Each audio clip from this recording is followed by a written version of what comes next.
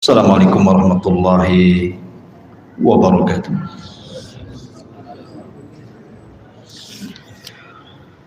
Alhamdulillah wassalatu wassalamu ala Rasulillah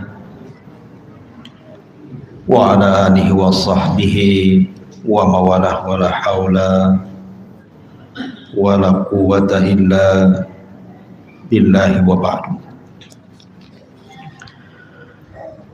Bicara tentang jin ini sesuatu yang wajib diimani karena disebutkan dalam Al-Quran, bahkan ada satu surat namanya surah jin. Kemudian juga disebutkan di berbagai macam hadis Nabi SAW bagaimana jin-jin itu ada yang beriman kepada syariat Rasul, kemudian menyebarkan dakwah Rasul. Artinya bahwa keberadaan jin itu harus diimani, bahwa di sekitar kita ini ada jin. Lalu bagaimana sejarahnya? Adapun tentang sejarah bangsa jin, memang tidak ada hadis yang sharih yang menjelaskan tentang asal muasal jin itu. Akan tetapi banyak riwayat Israiliyat yang sebagiannya bersanad dan sebagiannya tidak bersanad. Tentu kita akan menceritakan sebagai pengetahuan, bukan untuk dijadikan sebuah sandaran. Karena Nabi SAW bersabda, hadithu ambani Israel wala haraj. Ceritakan tentang kisah-kisah Israiliyat Bani Israel dan tidak mengapa, selama tidak bertentangan dengan Al-Quran dan Sunnah Rasul. Dijelaskan oleh sahabat Abdullah bin Abbas radhiyallahu anhuma bahwa yang pertama kali jin diciptakan itu namanya Sumiyah. Jin yang pertama kali diciptakan Allah itu namanya Sumiyah. Lah Sumiyah ini diciptakan oleh Allah Subhanahu wa taala dari ujung nyala api. Dialah satu-satunya jin yang diciptakan dari nyala api, sama dengan Adam satu-satunya manusia yang diciptakan dari tanah, karena keturunannya tidak dari tanah. Adam itu ketika diciptakan, Allah Subhanahu wa taala sebagaimana diceritakan Imam Ibnu Katsir di dalam kitabnya Bidayah. Jadi Allah Subhanahu wa taala memerintahkan malaikat Jibril untuk mengambil tanah di bumi. Turunlah Jibril dari langit ke bumi, tapi bumi menolaknya. Bumi tidak mau ada satu tanah pun yang berkurang dari tempatnya. Maka Jibril pun naik kembali dan mengatakan kepada Allah bahwa bumi menolak. Kemudian Allah Subhanahu wa taala mengutus Mikail, juga bumi menolaknya. Sampai akhirnya Allah mengutus Malakul Maut. Kemudian bumi menolaknya, tapi Malakul Maut tidak mau kembali tanpa mengambil tanah yang diperintahkan Allah. Maka akhirnya Malakul Maut mengambil dari berbagai macam bentuk tanah yang ada di bumi. Ada yang berwarna hitam, ada yang berwarna putih, ada yang berwarna merah, macam-macam warna. Ada tanah yang keras, ada tanah yang liat, ada tanah yang mudah, ada yang tanah yang susah. Sehingga penciptaan dari berbagai macam bentuk tanah dan sifat-sifat tanah itulah yang membentuk karakter manusia. Makanya ada manusia itu kulitnya hitam. Mana yang kulitnya hitam di sini? Ah, itu dari tanah hitam tuh. Ya.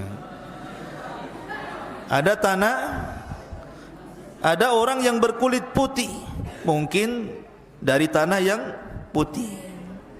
Ada yang berkulit merah, mungkin juga dari tanah merah. Ada yang belang-belang, mungkin campuran. Ya. Kemudian juga sifat-sifatnya berbeda. Ada yang mungkin keras kepala, ada pemaaf, ada yang kadang keras, kadang pemaaf. Itu sesuai dengan karakter tanah itu.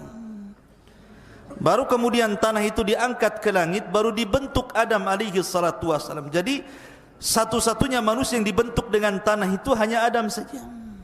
Asal penciptaan manusia dari tanah. Sama dengan jin. Bahwa jin itu yang diciptakan dari ujung nyala api itu hanya Sumia namanya. Itulah Abu Al-Jin namanya. Bapaknya jin namanya Sumia. Lah Sumia ini diciptakan oleh Allah Subhanahu wa taala 2000 tahun sebelum Adam diciptakan. Bi alfai amin qabla khalqi Adam. 2000 tahun sebelum diciptakan Adam, maka Sumia ini diciptakan.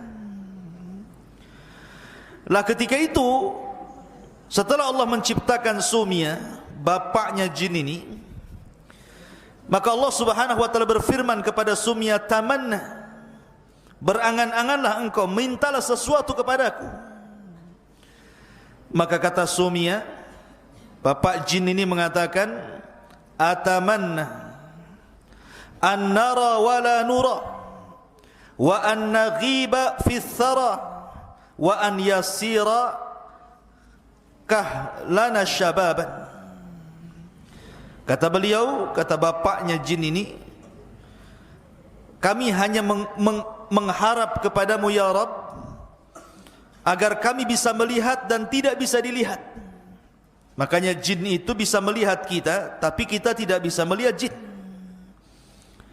Allah mengatakan dalam Al-Quran,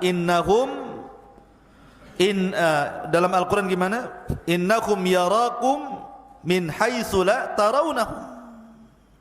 Sesungguhnya mereka melihat kalian, tapi kalian tidak bisa melihat mereka. Innahum yarakum min haitsu la tarawnahum. Karena itu permintaan bapaknya jin mengatakan, atamanna an nara wa la nura. Kami hanya mengharap kami bisa melihat tapi tidak bisa terlihat. Tetapi ini di dunia. Maka di akhirat sebagai bentuk keadilan Allah, kita yang akan melihat jin, tapi jin tidak bisa melihat kita. Di akhirat nanti. Wa an naghiba fi thara, dan agar kami bisa menghilang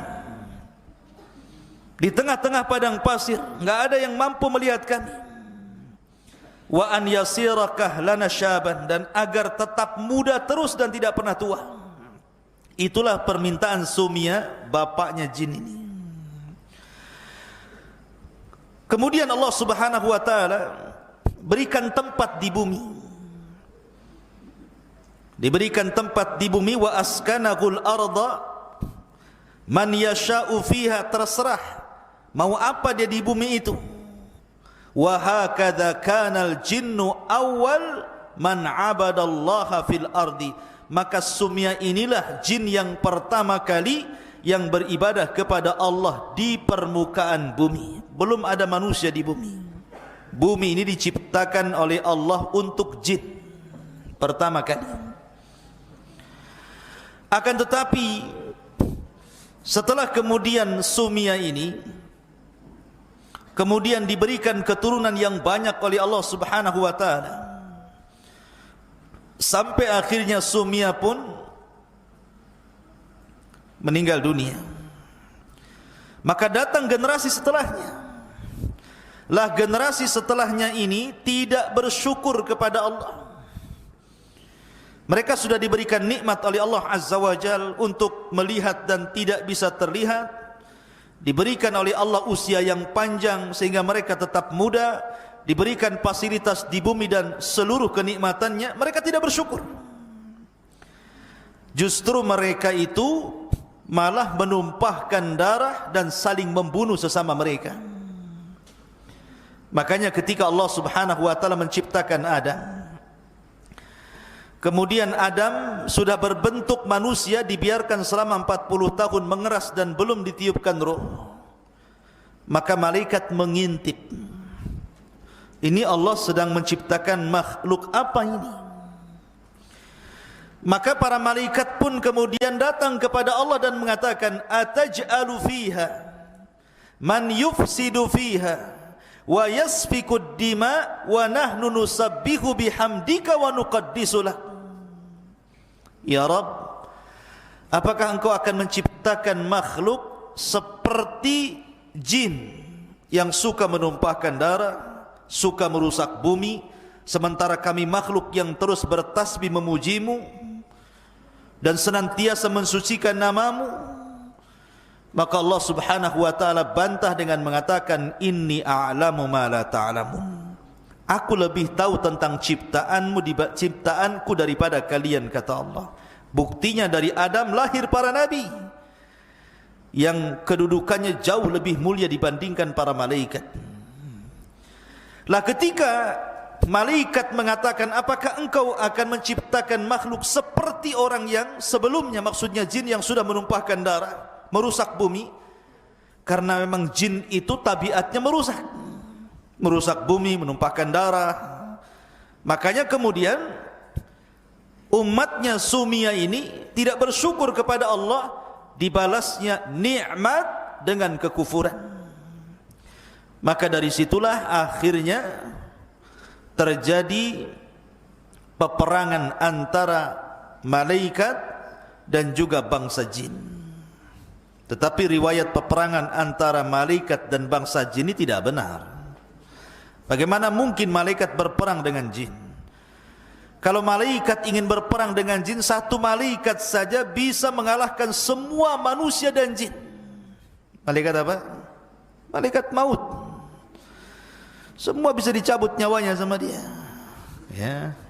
Ngapain pula berperang-perang kan gitu ya. Tapi ini cerita Israiliyat, hanya cerita saja.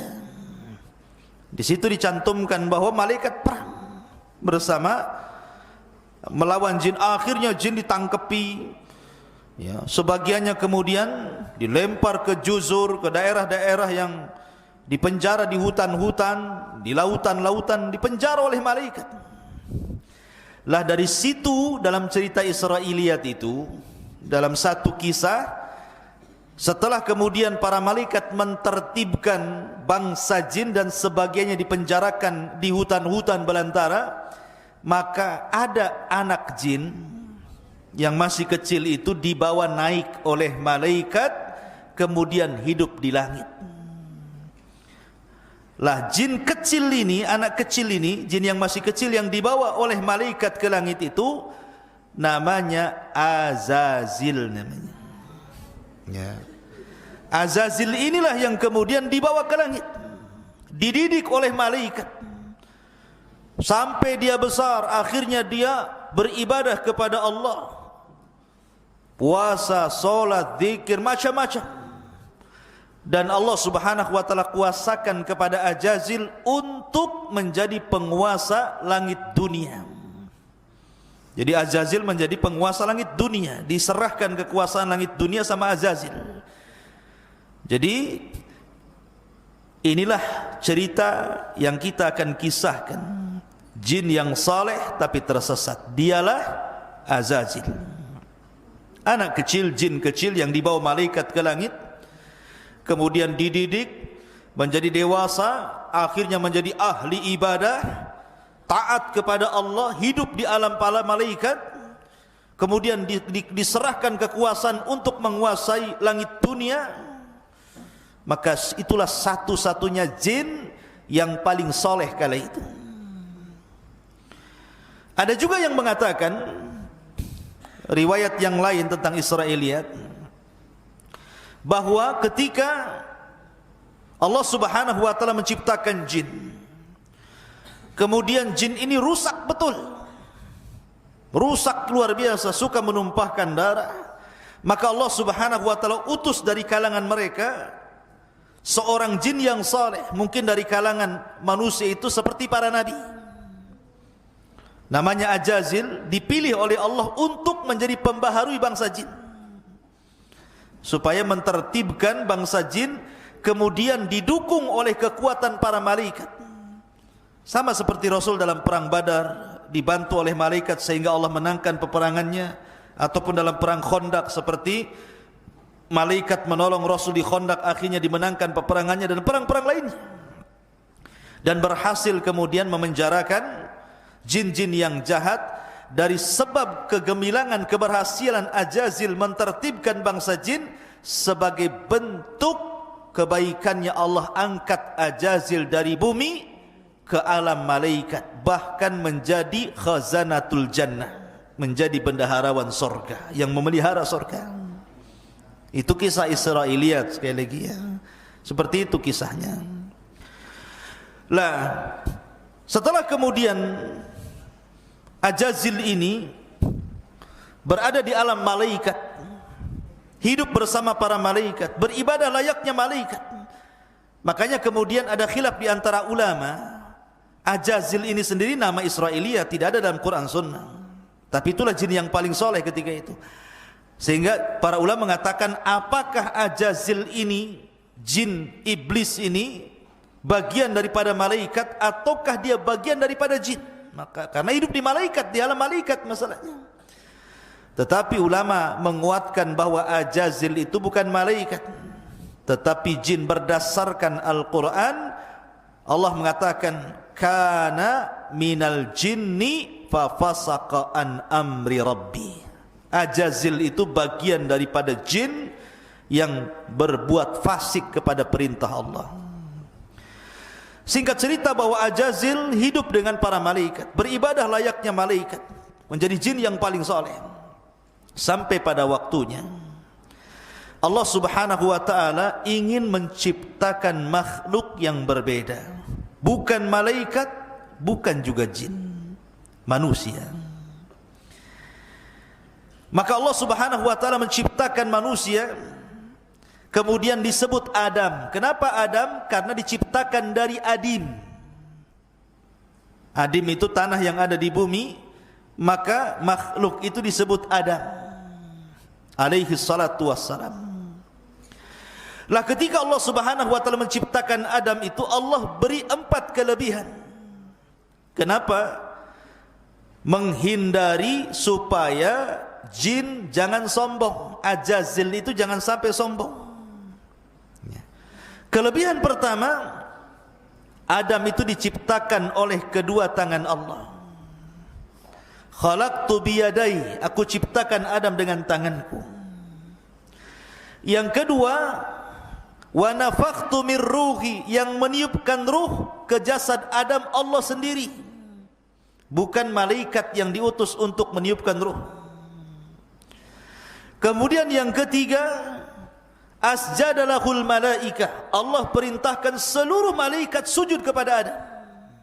Dan tidak ada perintah Allah kepada para malaikat sujud kepada Ajazil. Kemudian yang keempat, Allah ajarkan pengetahuan dibandingkan yang lainnya. Wa 'allama Adamal asma'a kullaha. Allah ajarkan nama-nama segala sesuatu. Sebagian ahli tafsir mengatakan yang dimaksud nama-nama di sini artinya Adam diajarkan bahasa, seluruh bahasa yang akan diucapkan seluruh keturunannya. Di kita saja ada bahasa Padang. Kalau Adam hidup hari ini kemudian ke Padang, maka dia akan bahasa Padang. Ya, seperti itu. Ada bahasa Madura. Kalau Adam hidup hari ini kemudian ke Madura, dia akan pakai bahasa Madura. Ada bahasa Jawa. Kalau Adam kemudian ke Jawa, pasti dia akan bahasa Jawa. Piye kabare, pakai bahasa Jawa kan itu. Atau ke Sunda, kumaha kabarna, sararehat kan gitu. Pasti akan bisa tuh. Ya. Dia kemana saja, bahasa yang diajarkan atau yang dikuasai keturunannya Adam itu tahu. Itu artinya Allah ajarkan nama-nama segala sesuatu, artinya Allah ajarkan seluruh bahasa yang akan diucapkan oleh kaumnya. Ke Cina pakai bahasa Cina. Seperti apa bahasa Cina itu? Kaipo. Bahasa kitanya kepo. Tahu kepo? Kepo itu kayak polisi, tukang tanya. Orang Cina bilang kaipo, pengen tahu urusan orang, ya kan? Jadi Adam itu kemana? Sebutkan ke Amerika, pasti bahasa Inggris dia ngomong. Semua bahasa, bahasa India bisa, semua bahasa bisa. Itulah kelebihan Adam, diberikan pengetahuan yang tidak diberikan kepada jin ataupun malaikat. Bahkan ketika Allah Subhanahu wa taala berfirman, "Tsumma a'radahum 'alal malaikati faqalu anbi'uni bi asma'i haula'i in kuntum shadiqin." Mereka mengatakan, qalu subhanaka la ilma lana illa ma 'allamtana innaka antal alimul hakim. Malaikat nyerah, tidak sanggup. 4 keutamaan Adam inilah yang menjadikan Adam unggul di atas malaikat, bahkan di atas seluruh bangsa jin sekalipun. Tetapi walaupun Adam sudah jelas-jelas memiliki 4 keutamaan, tetap saja di sini ada ujian. Allah Subhanahu wa taala berfirman dalam Al-Qur'an, "Wa id qulna lil malaikati isjudu li Adam fasajadu illa iblis aba wastakbara wa kana minal kafirin." Dan ketika kami katakan kepada para malaikat, ini Adam sudah ditiupkan ruh dia. Jadi ketika ditiupkan ruh dari mulutnya, ruh itu ditiup dari mulut dan akan keluar dari mulut.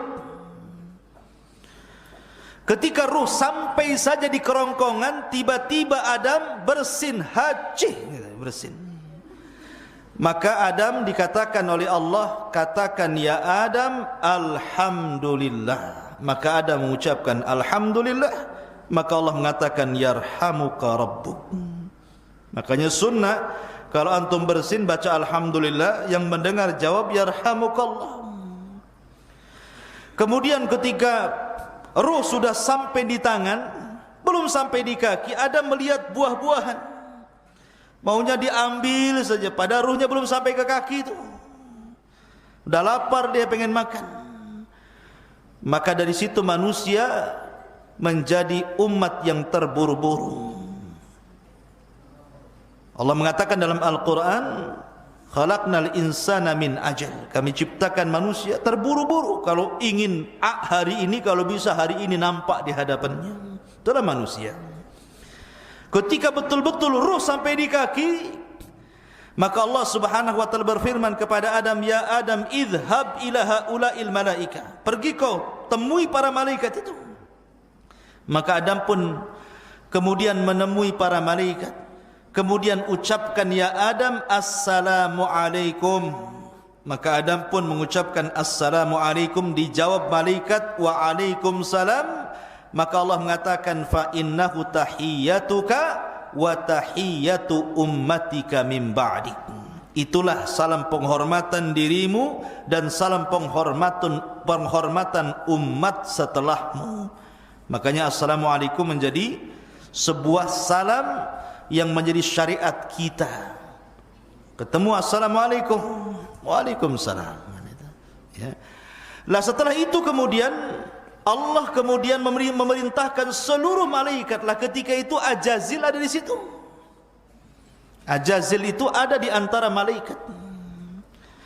Maka kemudian Allah Subhanahu wa taala perintahkan mereka sujud semua, termasuk Ajazil.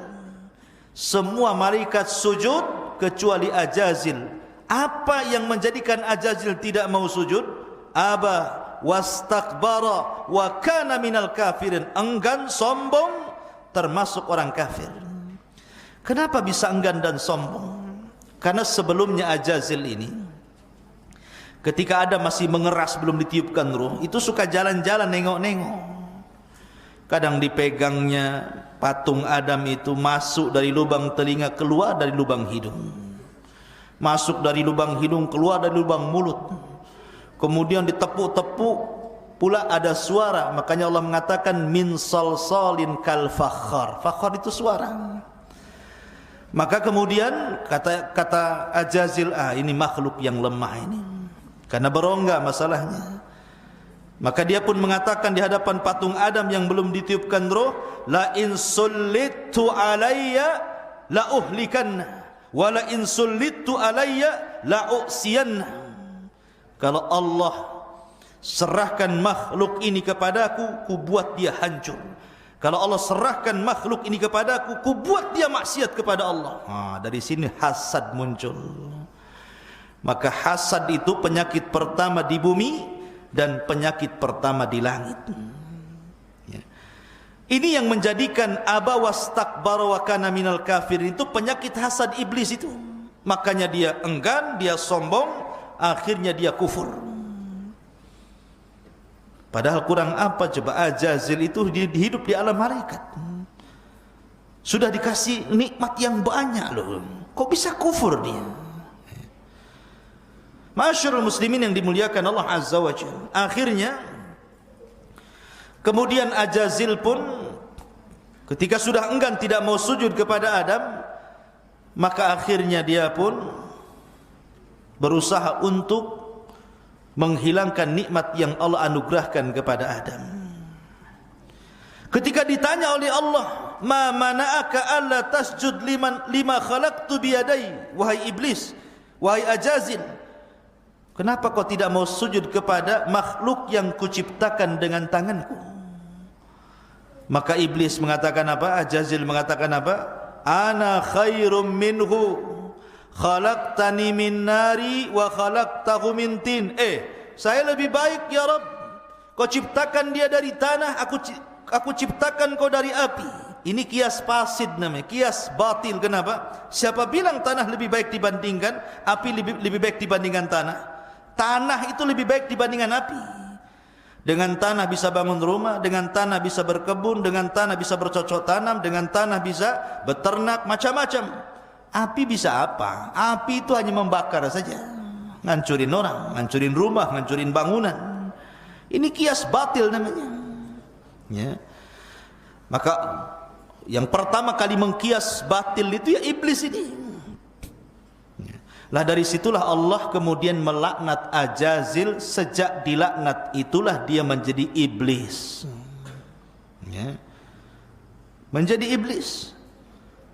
Lah akhirnya kemudian ketika Allah Subhanahu wa taala memasukkan Adam ke sorga, jadi ketika itu Adam tidur, setelah bangun kaget, kok ada cewek di sebelahnya, ya kan? Akhirnya kemudian ditanya, "Man anti, siapa kamu?" Kata perempuan ini, "Ana Hawa, saya adalah Hawa. Saya diciptakan dari tulang rusukmu." Makanya Rasul mengatakan apa? Khuliqatil mar'atu min dila'in. Diciptakan perempuan itu dari tulang rusuk yang paling atas, yang paling bengkok.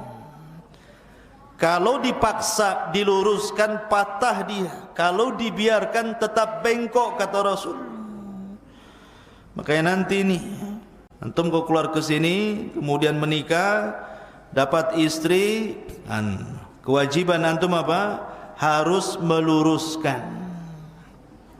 Harus meluruskan. Jangan suami ikut-ikut bengkok, nanti suami bengkok namanya. Jadi ketika di sampingnya ada Hawa ini, maka Allah berfirman kepada Adam dan Hawa, "Uskun anta wa zaujukal jannah." Kalau gitu masuk kau ke dalam surga. Masuk kau ke dalam surga. Nikmati apa yang ada di surga itu.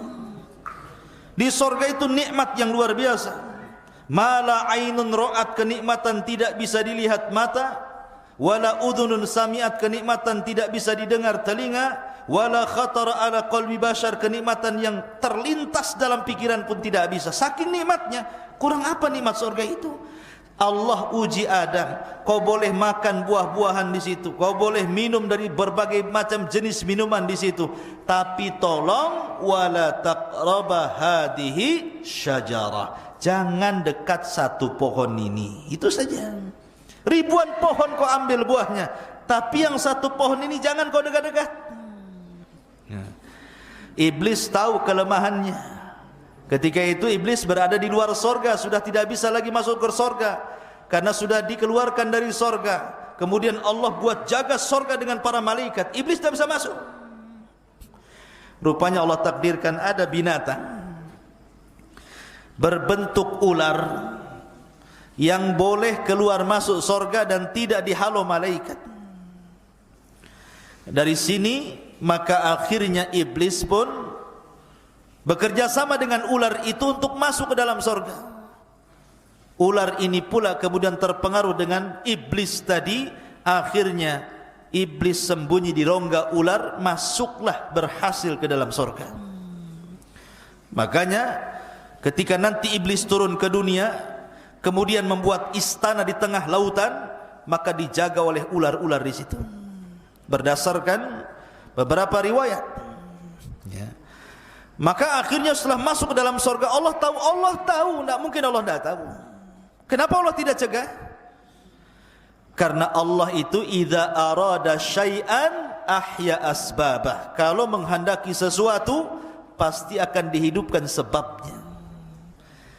Karena Adam itu akan diciptakan oleh Allah menjadi khalifah fil ardi, kan itu. Inni ja'ilun fil ardi khalifah. Berarti Adam itu bukan hidup di sorga tapi di bumi. Tapi bagaimana caranya Adam ke bumi? Disinilah maka dibiarkanlah ular itu masuk. Sesampainya kemudian di dalam sorga, akhirnya iblis ini berkongsi dengan ular. Mungkin bahasa kitanya, hei lar, gitu ya.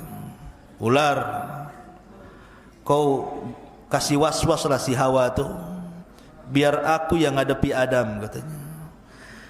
Akhirnya kongsilah dua makhluk yang jahat ini. Ular memberi was-was kepada Hawa, kemudian iblis datang kepada Adam. Fawaswasa lahuma syaitan. Maka syaitan pun, iblis pun memberikan was-was kepada Hawa. Kemudian iblis datang kepada Adam, was-was tidak bisa. Akhirnya membuat cara lain. Dengan apa? Cara sumpah dusta. Wa qasamahuma inni lakuma laminan nasihin. Maka si iblis dan ular bersumpah kepada Adam dan Hawa bahwa mereka adalah orang yang ahli nasihat. Surga itu ala malaikat, ikhwan. Tidak mungkin ada orang bersumpah untuk sebuah kedustaan. Karena belum pernah terjadi orang bersumpah untuk kedustaan, apalagi di langit, di alam malaikat, di surga lagi. Gak mungkin. Akhirnya kemudian Adam percaya saja. Ketika iblis mengatakan, ya Adam, demi Allah, sebenarnya Allah larang dekat-dekat pohon itu karena dua perkara. Antakuna malakaini au takuna minal khalidin. Agar Allah tidak jadikan kau malaikat atau kau jadi kekal di surga. Makanya Allah larang kau dekat-dekat, katanya. Karena melihat, tidak mungkin dia bersumpah kok dusta, gitu ya. Dari sinilah Adam terpengaruh dengan sumpah iblis, didekati pohon itu, dimakanlah buah larangan itu. Tiba-tiba apa yang terjadi? Allah buat lepas seluruh pakaian ahli sorga dari badan Adam dan Hawa. Kedua auratnya tampak. Maka Adam malu, Adam lari, bersembunyi di pohon-pohon. Hawa malu, kemudian lari di pohon-pohon.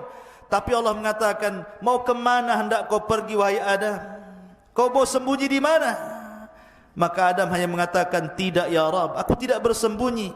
Fa inni astahyaituka ya Rabb, aku hanya malu kepadamu.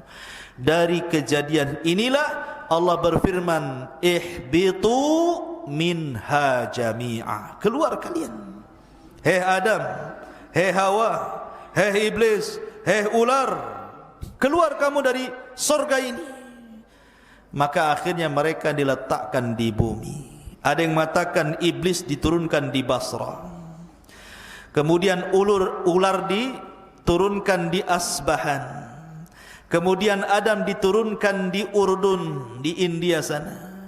Kemudian Hawa diturunkan di Mekah. Dipencar-pencar itu.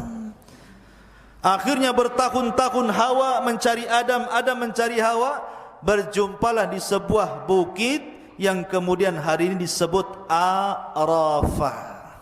Namanya Jabal Arafah. Nagoya, bukan. Tapi di sana, ya, di Mekah, bukan Jabal Arafah Nagoya. Jabal Arafah yang ada di Mekah. Berjumpalah Adam dengan Hawa di Arafah. Maka disebut Arafah. Anak muda bahasanya ta'aruf, kenalan gitu. Arafah.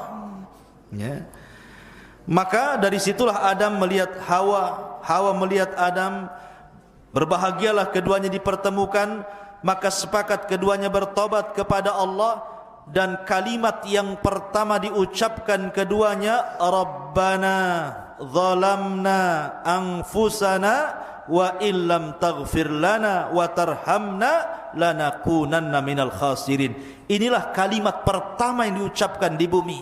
Fatalaqqa Adam mir rabbihi kalimatin fataba alaihi innahu huwa tawwabur rahim. Ini kalimat yang diajarkan pertama kali adalah kalimat Rabbana, ya Rabb kami, zalamna anfusana, diri kami telah mendolimi diri kami ya Rabb. Fa illam taghfir lana, kalau engkau tidak mengampuni dosa kami, lanakunanna minal khasirin, tentu kami menjadi hamba yang rugi. Fataba alaih, dan Allah pun mengampuni dengan tobatnya Adam. Berbeda pula dengan Ajazil yang sudah berubah menjadi iblis. Bukannya bertobat kepada Allah, malah dia pula kemudian bersumpah, wa bi'izzatika la ughwiyannahum ajmain, ya Rabb, karena kemuliaan.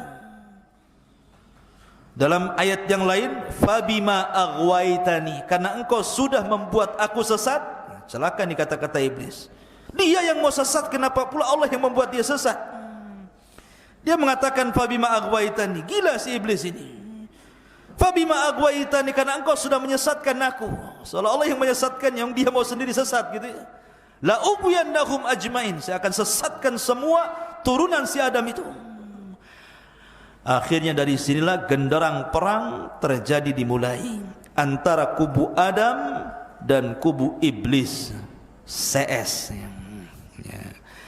Akhirnya kemudian setelah Adam alaihi salatu wassalam, karena memang dia pernah hidup di sorga, diajarkan segala sesuatu pengetahuan, maka akhirnya Adam pun diberikan pengetahuan untuk bercocok tanam. Mulai dari bercocok tanam, karena bumi itu dulu gersang, mulai dicocok tanam, banyak tumbuhan di mana-mana ya. Kemudian iblis pun mulai menggoda Adam, tapi Adam tidak bisa tergoda. Hawa tidak bisa tergoda, karena duanya sudah bertobat, tidak mau lagi bermaksiat kepada Allah.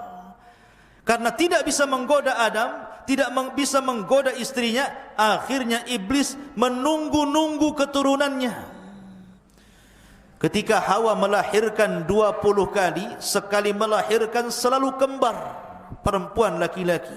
Maka Adam punya anak sebanyak 40, 20 laki-laki, 20 perempuan. Coba 20 kali melahirkan, nasi kembar saja, satu kampung ya. Akhirnya kemudian yang paling besar namanya Qabil, ada juga adiknya Habil. Setelah kemudian keduanya dewasa, Allah berikan syariat supaya menikah, supaya memperbanyak keturunan, tapi dengan cara silang. Kembaran Habil menikah dengan Qabil, kembaran Qabil menikah dengan Habil.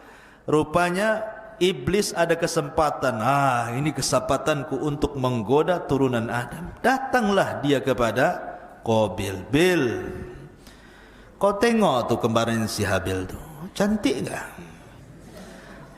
Kau tengok kembaranmu sendiri, cantik tak? Iya, cantik kembaranku. Nampaknya dia kurang cantik.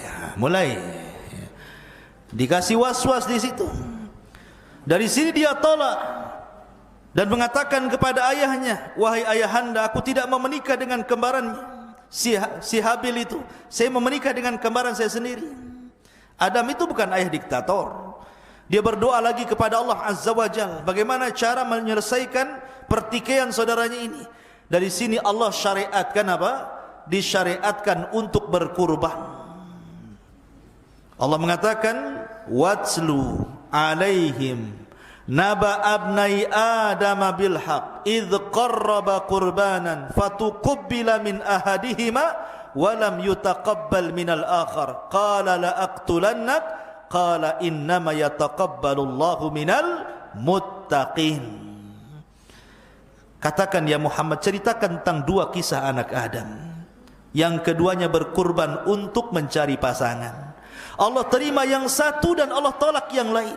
Yang ditolak ngamuk dan mengatakan, saya akan bunuh kamu. yang diterima mengatakan Allah hanya menerima kurban orang yang bertakwa.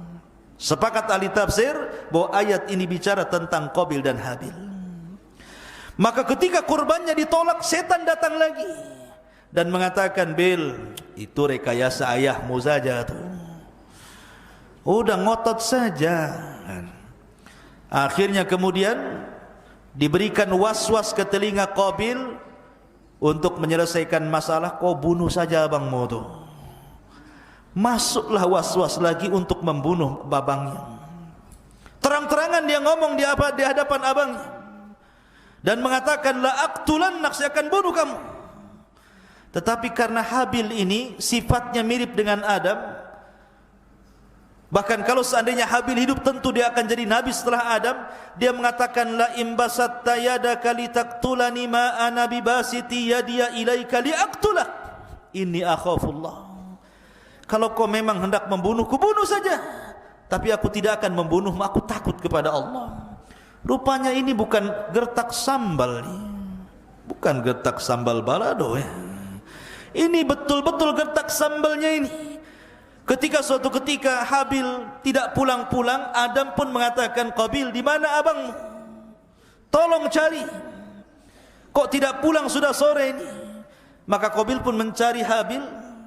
Rupanya dilihatnya abangnya sedang tertidur. Iblis datang lagi membisikkan, Bil, lihat abangmu sedang tidur, ambil batu, benturkan kepalanya dengan batu itu biar dia mati. Akhirnya betul diambilnya batu. Pengecut Qabil ini, coba kalau bergulat kalah dia, karena Habil itu kekar badannya, kuat. Tapi sekuat-kuatnya orang kalau lagi tidur digempur kepalanya mati juga kan itu. Akhirnya pas nengok dia lagi tidur, ambil batu, betul-betul dibenturkan kepalanya, matilah. Akhirnya sudah mati, bingung nih, gimana nih, karena belum pernah terjadi pembunuhan kecuali itu, dan belum ada syariat fardu kifayah, sehingga bingung nih si Qabil ini mau diapakan jasad ini, disembunyikan. Ada yang mengatakan bertahun-tahun, tapi jasad itu tidak habis dimakan tanah. Sampai ketika Qabil ini melihat burung gagak yang berkelahi dengan saudaranya, kemudian meninggal salah satu gagaknya, tiba-tiba gagak yang masih hidup mencungkil-cungkil tanah, tiba-tiba menguburkan. Dari situlah kemudian Qabil pun mengatakan, kenapa aku kalah dengan burung itu? Dari situlah kemudian dia kuburkan abangnya Habil. Sampai Adam mengetahui, sedihlah Adam. Karena kesedihannya itulah akhirnya Allah ganti Habil dengan satu anak lahir tanpa kembar, namanya Syith. Dialah nabi kedua setelah Adam sebelum Idris. Syith artinya hibatullah, pemberian dari Allah. Ma'asyiral muslimin, para santri ikhwan dan akhwat yang dimuliakan Allah, sedikit kembali, jangan terlalu jauh cerita masalah itu. Kita akan kembali kepada masalah, gimana ini kok ada TikTok pula di sini. Jadi kembali ke masalah jin tadi. Sedikit kita akan mengenal bangsa jin. Waktu filin muliakan Allah subhanahu wa ta'ala. Kalau kita cerita tentang bangsa jin ini, jin itu adalah makhluk yang tidak bisa dilihat. Makanya janin dalam perut disebut janin, karena memang tidak terlihat. Jin itu tidak terlihat. Apa sih bedanya jin dengan setan? Setan itu atau syaitan itu sifat, kalau jin itu zat. Dan setan itu bisa melekat pada jin, bisa melekat pada manusia, bisa melekat pada binatang. Jin yang jahat disebut setan, manusia yang jahat disebut setan, binatang yang jahat pun disebut setan. Makanya Rasul mengatakan kalbul aswad minasyaitan, anjing hitam itu dari setan. Ya. Jadi syaitan itu sifat. Dan tadi sudah saya katakan bahwa kalau cerita asal penciptaan jin ya dari api, tetapi anak turunannya tidak sebagaimana Sumia tadi, ya sama dengan manusia, tidak dari tanah anak turunannya. Lah kenapa Allah ciptakan jin? Pertanyaannya, Allah berfirman dalam Al-Quran jawabannya, wa ma khalaqtul jinna wal insa illa liya'budun. Tidaklah kami ciptakan jin dan manusia kecuali disuruh untuk beribadah. Jadi manusia, jin, malaikat semua beribadah kepada Allah. Semua beribadah. Tetapi ada yang beribadah, ada yang tidak. Beda dengan malaikat beribadah semuanya karena tidak punya nafsu. Tapi manusia dan jin itu diberikan nafsu. Tapi dua-duanya makhluk mukallaf yang diperintahkan untuk beribadah kepada Allah. Dan jin ini punya kemampuan melebihi kemampuan manusia di satu sisi. Seperti jin ini bisa memindahkan istana. Ingat ketika Nabi Sulaiman mendengar ada kerajaan dipimpin Ratu Balqis, dan Sulaiman ingin memindahkan kerajaan itu ke negerinya dari Yaman ke Palestina. Apa yang dikatakan Ifrit itu bawahannya iblis. Dia mengatakan, Sulaiman, aku akan pindahkan istana itu sebelum kau berdiri dari tempat dudukmu, qabla an taquma min maqamik. Lihat, ini kemampuan jin bisa memindahkan istana.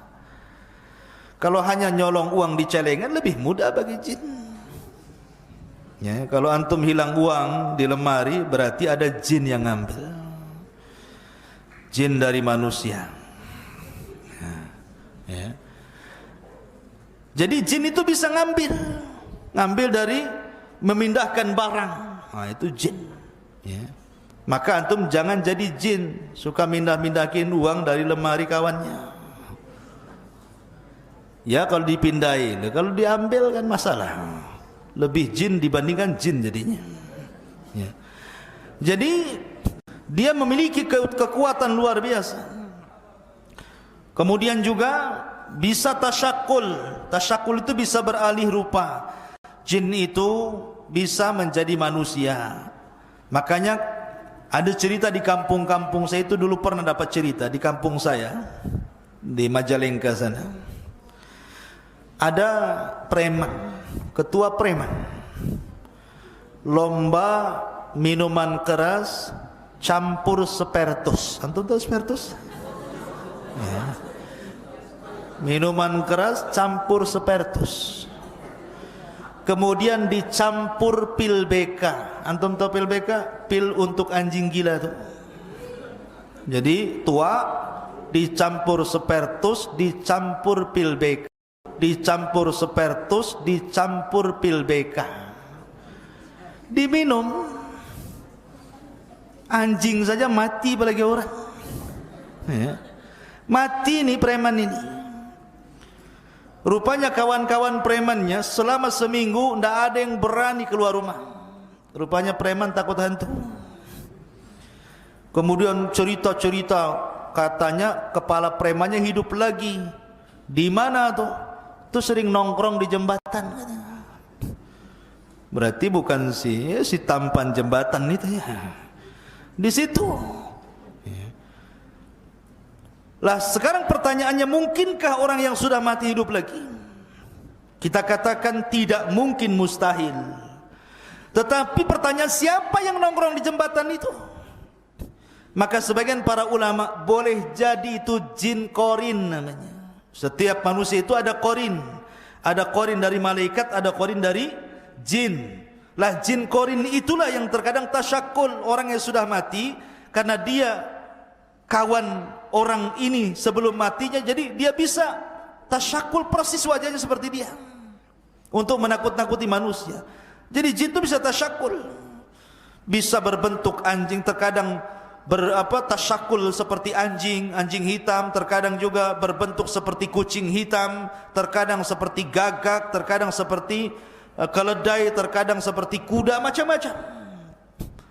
Ya, karena Rasul mengatakan anjing hitam dari syaitan, bukan berarti semua anjing hitam setan, bukan. Terkadang keumuman jin itu suka dengan anjing hitam, maka kalau berbentuk anjing hitam, bisa saja itu jelmaan jin atau ya anjing kan gitu. Intinya bahwa jin itu bisa tasyakul seperti itu. Makanya kalau ada ular di rumah atau umpamanya ada ular masuk pesantren antumnya, itu jangan langsung dibunuh. Ada cerita di zaman Rasul. Ketika perang Khandaq, para sahabat itu kan gali parit, menggali parit. Jadi mereka meninggalkan istri-istri mereka di rumah. Tetapi Nabi SAW disuruh membekali istri-istrinya dengan senjata. Dikhawatirkan ada serangan karena dalam perang Khandaq itu kaum muslimin dikepung dari berbagai macam penjuru. Makanya Al-Quran menyebut dengan perang Ahzab. Ahzab itu kelompok-kelompok, karena kaum muslimin dikepung oleh musyrik Arab, Yahudi, munafik, pokoknya ketakutan luar biasa.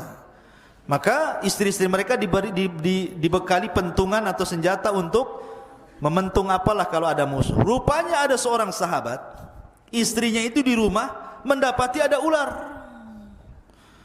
Karena ada ular, refleks saja diseranglah ular itu, tapi akhirnya ular itu menyerang istrinya. Datang suaminya setelah menggali Khandaq, dibunuhlah ular itu. Tetapi istrinya karena sudah terkena gigit, mati pula istrinya, ular itu pun mati. Dua-duanya mati. Maka sahabat ini lapor kepada Rasul tentang kejadian itu. Maka Rasul mengatakan, inna fil madinati jinnun, di Madinah ini ada jin muslim yang hidup di rumah-rumah kalian. Terkadang mereka tersakul seperti ular. Kalau mendapati ular di rumah kalian, jangan dibunuh dulu, tetapi katakan kepada dia, wahai ular, kalau engkau memang seorang muslim, jin yang muslim, bertakwalah kepada Allah, keluar kau dari sini. Sambil buka pintu. Ya, kalau disuruh keluar, pintu lah ditutup, mau keluar dari mana? Kan itu. Nggak mau keluar juga, ngomong lagi, kalau kau jin yang muslim, keluar, bertakwalah kau kepada Allah, sampai 3 kali. Kalau ular itu nyumpet aja di pojok, sudah dibilang berkali-kali, diajak ngomong pun tak mau, maka berarti bukan jelmaan jin, memang ular beneran. Kalau seperti itu kata Rasul, boleh menghalau atau membunuhnya, tetapi setelah mengucapkan 3 kali ta'awud, a'udzubillahi minasyaitonir rajim, a'udzubillahi minasyaitonir rajim, a'udzubillahi minasyaitonir rajim, baru antum boleh bunuh dia. Jadi sebelumnya dihalau dulu. Ya, karena bisa jadi itu adalah jin muslim. Kalau jin muslim saudara kita dari kalangan jin, kita tidak boleh mengganggu mereka sebagaimana mereka tidak boleh mengganggu kita. Ya. Maka kehidupan jin bisa tasyakul dia. Dan jin juga sama dengan manusia, mereka makan. Bahkan terkadang makan pula sama antum. Karena kalau antum ketika makan tidak baca basmalah, berarti hakikatnya antum sedang makan sama setan di samping antum. Cuman nggak nampak saja. Kalau nampak antum pergilah kan. Oh, ada setan. Malah dikasih, ambil aja kan begitu ya. Ketakutan kan. Tidak kelihatan dia sedang makan dengan kita. Akhirnya nggak berkah yang kita makan. Makanya kalau makan baca basmalah. Kalau pakai pakaian baju pakai basmalah supaya ketika terbuka auratnya jin tidak bisa melihat kita. Tapi ketika pakai baju tidak baca basmalah, ketika terbuka auratnya ganti baju, mereka senang melihat live namanya. Melihat langsung gitu ya. Nah, masalah ini. Ya. Atau masuk kamar mandi. Kamar mandi itu tempat yang menakutkan ikhwah. Makanya Rasul mengatakan, katakan Allahumma inni a'udzubika minal khubthi wal khaba'is. Ya Allah, aku berlindung kepadamu dari setan laki-laki dan setan perempuan. Artinya jin itu sama dengan manusia, ada laki-laki, ada perempuan. Ustadz yang masuk ini banci nih. Ini siapa yang goda dia nih? Ya mungkin juga ada jin banci juga kan itu. Tapi yang jelas bahwa laki-laki dan perempuan, setan laki-laki ada setan perempuan, sama dengan manusia juga sama. Karena setan itu mereka diutus sebagai tentara iblis. Jadi iblis itu membuat istana di tengah lautan dikelilingi oleh ular. Kalau membaca kitabnya Isa Daud, tentang dialog jin muslim, walaupun di kitab ini banyak kritikan, mengatakan bahwa istana itu ada di segitiga Bermuda sana. Wallahu a'lam, tidak ada dalil tentang ini. Rasul hanya mengatakan bahwa istananya iblis itu di tengah lautan, sebagaimana perkataan Ibnu Sayyad atau Saf yang disangka Dajjal oleh Nabi SAW. Kemudian dia mengatakan wa kana arsyuhu 'alal ma, istana iblis itu ada di tengah lautan. Ya. Artinya punya istana, dan setiap hari mereka, iblis ini sebagai kepalanya yang tidak akan pernah mati kecuali sampai kiamat, akan mengutus orang ke daratan. Goda orang itu. Goda yang sebelah sana, kau goda sebelah sana. Akhirnya ada yang meninggalkan solat, ada yang meninggalkan zakat, ada yang bakhil, ada yang tidak membaca Quran, macam-macam tergoda. Sampai akhirnya ada tentara yang bisa memisahkan suami istri, retak hubungan rumah tangga orang. Oh, iblis senang, sini kamu. Diletakkan piala di kepalanya dan mengatakan anta, kamu ini memang orang hebat, jin yang paling baik. Seperti itulah. Nah, dari sini ikhwatu fiddin yang dimuliakan Allah Azza, intinya bahwa mereka bisa tasyakul, luar biasa. Dan ingat bahwa di sekeliling kita ini ada jin. Antum kalau tidur jangan lupa berwudu dan baca doa. Kalau berwudu kemudian baca doa, kemudian antum tidur, maka di samping kiri antum itu malaikat. Kalau antum berbalik ke kanan, malaikat sebelah kanan mengatakan Allahumma ighfir lahu, ampuni orang ini ya Rabb. Kalau berbalik ke sebelah kiri, malaikat sebelah kiri mengatakan Allahumma ighfir lahu, ya Allah ampuni orang ini. Tapi antum sudah tidak wudu, tidak baca doa, main ambil selimut kemudian ngorok, dipastikan antum diganggu setan. Ya, nanti dimimpikan ketemu genderuwo lah di dalam mimpinya. Ya, jatuh dari langit, tahu-tahu jatuh dari ranjang, kan gitu ya. Siapa tahu kan itu. Nah, tetapi kalau antum mimpi buruk, kata Rasul, suruh ta'awud. Kalau antum mimpi buruk nih, bangun tengah malam, langsung a'udzubillahi minasyaitonir rajim, a'udzubillahi minasyaitonir rajim, a'udzubillahi minasyaitonir rajim. Ludah ke arah kiri 3 kali. Ya. Kemudian antum jangan posisinya diganti. Pamannya ranjang tadinya kepalanya di sini, antum pindahkan kepalanya di sini. Supaya jangan terulang lagi, nyambung pula mimpinya jadi 2 episode. Ya kan? Jadi itu penting. Nah, ini diantara pembahasan di malam hari ini, mudah-mudahan ada manfaatnya. Ada pertanyaan dari luar? Nah, boleh bacakan.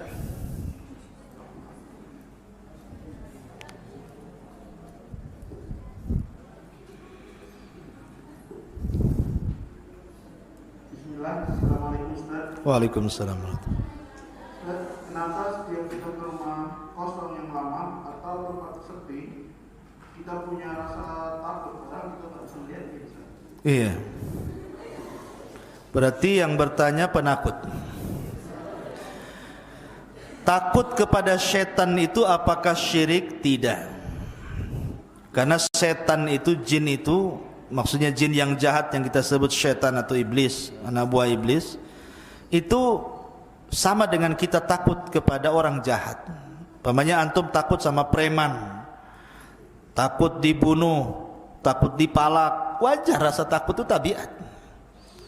Lah, jin itu yang jahat, syaitan itu musuh kita. Takut kepada musuh, tabiat.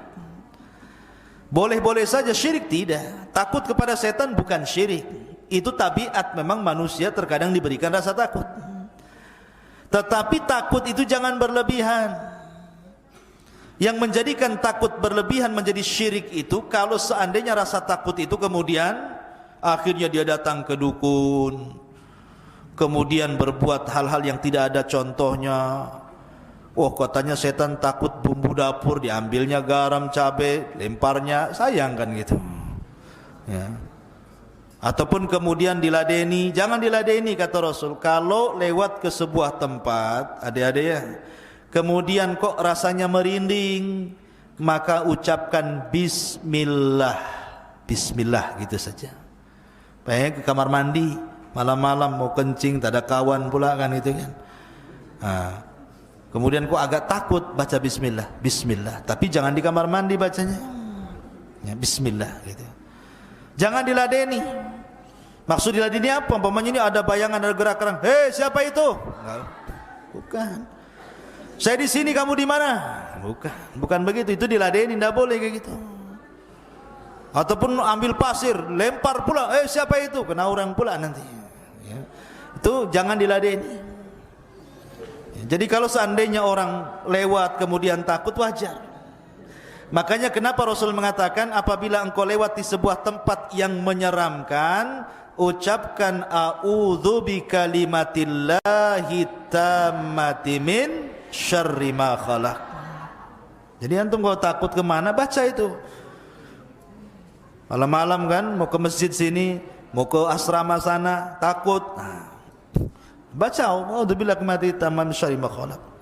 Jadi saya sarankan kepada yang bertanya, wajar takut, tetapi jangan berlebihan.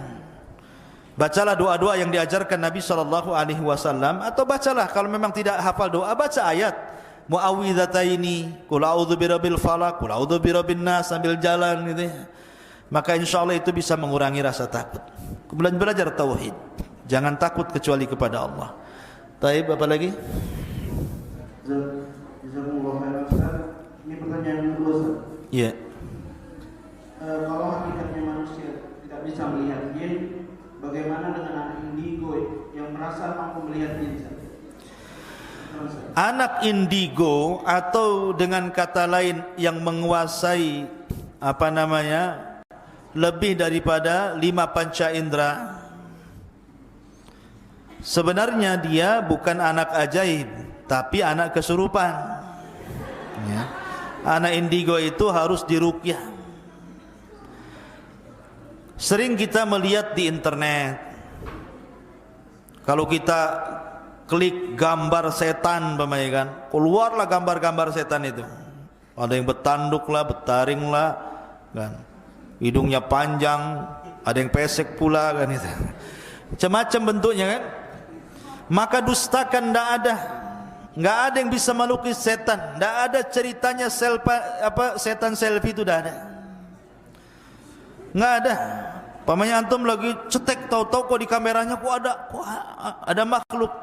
Itu nakut-nakuti, tapi bentuk asli jin tidak ada yang tahu. Itu sumpahnya Sumia tadi, Abul Jin itu. Bapaknya jin mengatakan apa? Permintaan kepada Allah supaya nara walam nurah, supaya kita bisa melihat tapi tidak bisa dilihat. Artinya selamanya tidak akan bisa dilihat jin itu. Kalau tidak bisa dilihat, macam mana mau gambar? Macam mana antum mau moto dia? Ya, tidak mungkin orang menggambar jin itu kecuali kalau dia tasyakul, sekali lagi, kalau dia beralih rupa, nakut-nakuti. Tapi yang jelas bahwa jin itu jelek. Sampai ada seorang syekh meruqyah. Rupanya jin yang masuk ke orang yang kesurupan itu adalah jin yang paling cantik di kabilahnya. Kata syekh itu, kamu jin yang paling cantik ya. Seperti apa bentukmu? Aku memiliki 9 kaki. Tuh, yang paling cantik aja kakinya 9. Jadinya kan kayak gurita jadinya. Tahu gurita?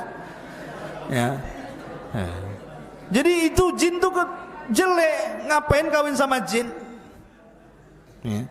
Makanya jin itu tidak bisa digambarkan, nggak bisa menggambar membentuk jin, tidak ada yang tahu. Adapun anak indigo bisa melihat jin, bukan dalam rupa aslinya, dan tidak bisa melihat jin kecuali punya jin. Itu kaidah tuh.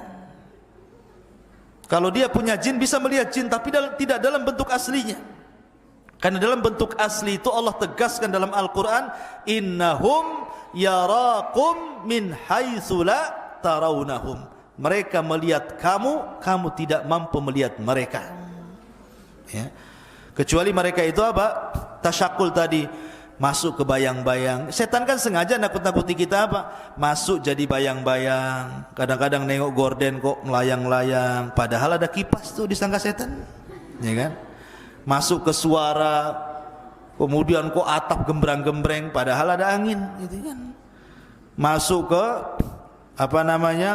perasaan kita, karena setan itu masuk dari jalan darah. Memang dia hanya nakut-nakuti saja. Setan itu tidak akan membunuh kecuali memang diutus tukang sihir untuk membunuh. Karena mereka sendiri takut dengan kita. Apalagi kalau seandainya sudah berbentuk nih, umpamanya setannya sudah berbentuk jadi anjing, artinya dia sudah menghabiskan kekuatannya, sudah nggak punya kekuatan. Kalau dia ketemu kita sebenarnya dia takut juga gitu kan. Ini enggak, kita ketemu dia sama-sama takut kan itu. Dia takut, kita takut. Wajarlah Ustaz rasa takut, iya nggak masalah. Dari sini kita katakan bahwa anak indigo itu perlu diruqyah. Wallahu a'lam. Ada lagi? Syukur Ustaz. Ini pertanyaan berikutnya Ustaz. Assalamualaikum Ustaz. Wassalamualaikum warahmatullahi wabarakatuh. Saudara saya mulai berbicara yang aneh-aneh.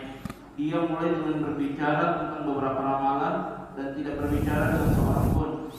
Dia telah tinggal di luar kota selama 2 tahun. Hingga suatu saat dia berani meludahi ibunya. Kemudian kami meyakini bahwa dia sakit jiwa. Lalu kami membawanya ke dokter, tapi tidak ada perubahan sedikit pun. Kami menduga bahwa dia telah diganggu oleh jin atau sihir. Bagaimanakah cara kita mengetahui hal itu dan bagaimana solusinya Ustaz? Ibunya sampai sakit dalam hal ini. Ya subhanallah. Ya semoga Allah subhanahu wa ta'ala menyembuhkan penyakit saudaranya. Dan tentunya perbuatan kepada ibunya salah satu durhaka. Kalau memang itu dilakukan karena kesadaran dia, maka ini durhaka besar, meludahi ibunya. Tapi kalau dilakukan satu mungkin karena sakit jiwa atau karena ada gangguan syaitan, maka sebaiknya diobati. Kalau dia gila datang ke dokter, ke psikiater. Kalau memang dia terkena gangguan jin, maka minta salah seorang ustaz di situ untuk meruqyahnya supaya keluar jinnya, karena itu sudah keterlaluan, sudah durhaka kepada orang tuanya. Maka sebaiknya saya sarankan diruqyah, ya, atau datang ke dokter dulu, pastikan apakah dia sakit jiwa ataukah kena gangguan syaitan. Apalagi tadi Anda mengatakan bahwa selalu ngomong sendiri, kemudian omongannya sedikit-sedikit ramal-ramal, berarti kan ada syaitannya itu. Maka kalau seperti itu, maka sebaiknya coba diobati, diruqyah, bacakan Al-Quran, hadis-hadis Nabi, doa-doa yang warid dari Rasul sallallahu alaihi wasallam. Kalau memang ada perubahan, maka teruslah bimbing dia ke jalan Allah, ajari tauhid, bawa ke pengajian, ya. Tapi kalau memang sakit jiwa, ya datang ke dokter, biar nanti dokter yang menyembuhkannya, bawa ke rumah sakit jiwa, ya. Wallahu a'lam. Pertanyaan berikutnya Ustaz. Iya. Saya mau tanya tentang bagaimana status manusia yang menyadari di dalam dirinya ada jin, tetapi manusia tersebut takut untuk meruqyah dirinya ke yang bersangkutan tangani. Namun manusia itu sering mengalami kecemasan dan gelisah di batinnya di saat dia melakukan aktivitas yang mendekatkan diri kepada Allah. Bisa diulangi, Dar? Saya mau tanya tentang bagaimana status manusia yang menyadari di dalam dirinya ada jin, tetapi manusia tersebut takut untuk meruqyah. Iya. Namun manusia itu sering mengalami kecemasan dan gelisah di batinnya saat dia melakukan aktivitas yang mendekatkan diri kepada Allah. Misalnya mungkin ketika sholat dia cemas. Pertanyaannya apa? Ya, bagaimana cara mengatasinya? Oh gitu. Itu kan baru cerita tadi. Nggak ada pertanyaan itu. Jadi cara mengatasinya itu was-was itu namanya. Ya. Jadi was-was dari khannas, dari jin. Maka orang was-was ini harus diobati dengan cara tadi, mendekatkan diri lebih dekat lagi dengan Allah Azza wa Jalla. Karena was-was itu penyakit dari setan. Orang itu dimasukkan penyakit oleh 2 cara. Pertama oleh syaitan dari luar dengan cara was-was, akhirnya jadi syubhat. Yang kedua dari jiwa dia sendiri yang berakhir kepada penyakit syahwat. Jadi kalau seandainya dia merasa seperti itu, maka satu, banyak-banyak berdoa. Ada doa pagi, ada doa petang. Kemudian ada doa sebelum tidur. Kemudian juga suka baca Quran, terutama surah Al-Baqarah, karena Rasul yang mengatakan barang siapa yang baca surah Al-Baqarah di rumahnya maka akan setan akan lari. Man qara'a suratal baqarati yunfaru anha syaitan. Barang siapa membaca surah Al-Baqarah maka setan akan lari. Ada yang mengatakan 3 hari. Jadi banyak baca Quran, banyak berdoa, kemudian rajin beribadah. Karena orang-orang seperti itu, was-was itu, kalau seandainya dibiarkan maka akan mengalami kemalasan dan akan futur dan akan mengikuti khutuwati syaitan. Oleh karena itulah maka banyak-banyak berdoa, mendekatkan diri kepada Allah, jangan tinggalkan tempat-tempat ibadah. Karena bagaimanapun syaitan suka dengan orang yang malas untuk mendekatkan diri kepadanya. Wallahu a'lam. Masih ada lagi? Taib. Iya. Assalamualaikum Ustaz. Waalaikumsalam. Kenapa ada jin yang mengganggu manusia, mengganggu kelainan syahwat manusia? Contohnya misalnya LGBT Ustaz. Apakah itu maksudnya diganggu oleh jin atau bagaimana Ustaz? Bisa saja. LGBT itu juga penyakit dari setan. Ya, karena manusia itu hanya menciptakan Adam laki-laki murni dan menciptakan Hawa perempuan sejati. Enggak ada Adam dengan Adim itu tidak ada. Ada Adam dengan Hawa, laki-laki perempuan. Tidak mungkin bercampur antara laki-laki dan perempuan alias LGBT. Itu fitrah, bukan takdir. Fitrah manusia, laki-laki perempuan.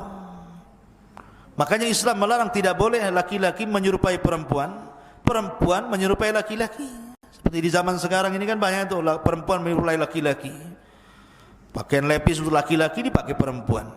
Bapak-bapak cari lepis tak ada pula di pasar, udah diborong ibu-ibu katanya. Jadi sekarang ini kan banyak tuh menukar pakaian, cara ngomong. Makanya dari sejak kecil kalau punya anak laki-laki jangan pak dikasih mainan perempuan. Punya anak perempuan jangan pak dikasih mainan laki-laki, dikasih pula pistol sama bedil gitu ya. Mau jadi apa ini? Ya. Jadi sejak kecil sudah dididik jangan sampai seperti itu. Kalau memang sejak kecil ngomongnya kelenyak bahasanya apa? Lebay gitu kan. Marahi. Tegas, kamu laki-laki kok jadi perempuan pula. Jadi sejak kecil harus seperti itu. Ataupun mungkin karena ditularkan kawannya, karena pergaulan. Atau mungkin karena korban LGBT jadi LGBT. Ataupun karena memang gangguan setan. Ya. Maka LGBT itu bisa disembuhkan.